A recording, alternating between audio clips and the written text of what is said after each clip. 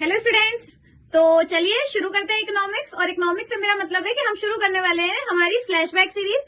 तो flashback series में हम मैक्रो एंड कर रहे हैं, लास्ट चैप्टर पढ़ रहे हैं। प्रीवियस वीडियो में हमने बैलेंस ऑफ पेमेंट की मीनिंग और स्ट्रक्चर के बारे में पढ़ा था।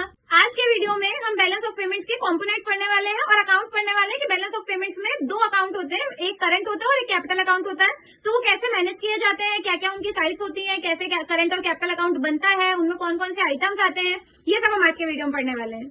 तो चलिए ज्यादा टाइम वेस्ट नहीं करते हैं और वीडियो शुरू करते हैं। आ जाइए। Components of BOP. तो पढ़ते हैं कि बीओपी के कितने कंपोनेंट्स होते हैं, क्या कंपोनेंट्स होते हैं। तो all the transactions are classified under two categories. जितने भी ट्रांजेक्शंस हम करते हैं बैलेंस ऑफ पेमेंट के अंदर, और कौन कौन से ट्रांजेक्शंस करते हैं, मैंने आपको बताया था लास्ट वीडियो में कि हम 4 ट्रांजेक्शन करते हैं, विजिबल, इनविजिबल, यूनिलेटरल और कैपिटल। तो ये जो 4 टाइप के इकोनॉमिक ट्रांजेक्शंस होते हैं ये 2 कैटेगरीज में करे जाते हैं। एक होता है करंट अकाउंट, या तो वो ट्रांजेक्शंस करंट अकाउंट में लिखे जाते हैं, और एक होता है कैपिटल अकाउंट, या तो वो ट्रांजेक्शंस कैपिटल अकाउंट में लिखे जाते हैं। तो जो कंपोनेंट्स होंगे वो 2 होंगे, करंट अकाउंट और कैपिटल अकाउंट। तो पहले हम लोग समझते हैं कि करंट अकाउंट क्या होता है। It records all the transactions relating to export and imports of goods and services and unilateral transfers during a given period of time. Current account में हम सारे ट्रांजेक्शंस रिकॉर्ड करते हैं relating export and imports of goods and services, यानी कि visible items, invisible items, unilateral transfers record करते हैं, capital नहीं रिकॉर्ड करते हैं। तो करंट अकाउंट में हम 3 टाइप के ट्रांजेक्शन रिकॉर्ड करते हैं, visible which are goods, invisible which are services and unilateral transfers. एक गिवन पीरियड ऑफ टाइम पे हम करंट अकाउंट में रिकॉर्ड करते हैं, तो इसे ही हम करंट अकाउंट बोलते हैं। करंट अकाउंट के क्या क्या कंपोनेंट्स होते हैं, जो चीजें रिकॉर्ड करते हैं वही कंपोनेंट्स होते हैं। पहला export and imports of goods and services. Goods and services का एक्सपोर्ट, आप चाहें तो इसको 2 पॉइंट बना सकते हैं, export and import of goods, and second export and imports of services. तो गुड्स और सर्विसेज का एक्सपोर्ट और इम्पोर्ट हम करंट अकाउंट में रिकॉर्ड करते हैं। Unilateral transfers to and from abroad. Unilateral transfers यानी हमने बाहर कुछ भेजा या बाहर से हमें कुछ आया, हम उसे रिकॉर्ड करते हैं करंट अकाउंट में। Income receipt and payment to and from abroad. जो इनकम रिसिप्ट मिली and payments to and from abroad, और जो पेमेंट्स करी गई अब्रॉड से, वो सब हम करंट अकाउंट में रिकॉर्ड करते हैं। मतलब जितनी हमें इनकम रिसीव हुई वो भी करंट अकाउंट में आएगी, और जितना हमने अब्रॉड को किया वो भी करंट अकाउंट में ही आएगा।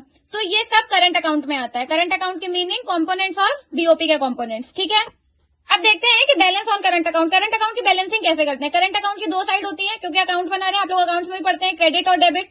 तो जितनी भी रिसिप्ट होती है वो हम क्रेडिट साइड रिकॉर्ड करते हैं, यानी कि इनकम, और जितनी भी पेमेंट्स होती है उसे हम डेबिट साइड रिकॉर्ड करते हैं। तो अगर 10,000 रुपए एक्सपोर्ट हुआ है और 8,000 रुपए इम्पोर्ट हुआ है, तो करंट अकाउंट की बैलेंसिंग क्या हो जाएगी, 2,000, जो कि पॉजिटिव है। क्यों? क्योंकि क्रेडिट साइड ज्यादा है और डेबिट साइड कम है, तो ये जो 2,000 आया ये पॉजिटिव है। सेम अगर ये मान लीजिए 18 हो जाए तो क्या होगा, डेबिट ज्यादा हो गया, क्रेडिट कम हो गया, तो ये 8 तो हो जाएगा, बट ये नेगेटिव हो जाएगा। ओके, तो इस तरीके से करंट अकाउंट की बैलेंसिंग होती है। अब हम देखते हैं कैपिटल अकाउंट क्या होता है। तो कैपिटल अकाउंट क्या होता है, it records all the transactions between residents of a country and the rest of the world which cause a change in assets and liabilities of residents of a country और it's government. Capital account वो सारे transactions record करता है वो जो residents of the country और rest of the world के बीच में हुए हैं, और जिनसे या तो रेसिडेंट्स की एसेट्स और लायबिलिटी पे कोई चेंज आया है, और या तो गवर्नमेंट की एसेट्स और लायबिलिटी पे कोई चेंज आया है उसी पर्टिकुलर कंट्री की, जिनका कैपिटल अकाउंट हम बना रहे हैं। ठीक है, तो वो उसे हम कैपिटल अकाउंट कहते हैं, और ये सारे ट्रांजेक्शन उसमें रिकॉर्ड होते हैं। कैपिटल अकाउंट के क्या कंपोनेंट्स होते हैं, borrowings and lendings to and from abroad. जो पैसा सरकार ने बोरो किया है या किसी रेसिडेंट ने बोरो किया है अब्रॉड से, या लेंडिंग्स, अगर कोई पैसा दिया भी गया है या वहां से भी हमने बोरो किया है या उन्होंने हमसे बोरो किया है, तो जितनी भी बोरोइंग्स और लेंडिंग्स होती हैं वो सब हम कैपिटल अकाउंट में शो करते हैं, वो कैपिटल अकाउंट में। नेक्स्ट है investments to and from abroad. जो इन्वेस्टमेंट्स या तो हमने करी है या वहां से हमारी कंट्री में हुई है, वो भी हम कैपिटल अकाउंट में रिकॉर्ड करते हैं। तो कैपिटल अकाउंट में ये सारी चीजें आती हैं, ये दोनों कंपोनेंट्स आते हैं, और ये हो गई कैपिटल अकाउंट की मीनिंग। ओके, अब देखते हैं हम लोग कैपिटल अकाउंट की बैलेंसिंग। तो balance on capital account balance कैसे करते हैं, सेम जैसे करंट अकाउंट की बैलेंसिंग करी जाती है, सेम उसी तरीके से कैपिटल अकाउंट की बैलेंसिंग करी जाती है।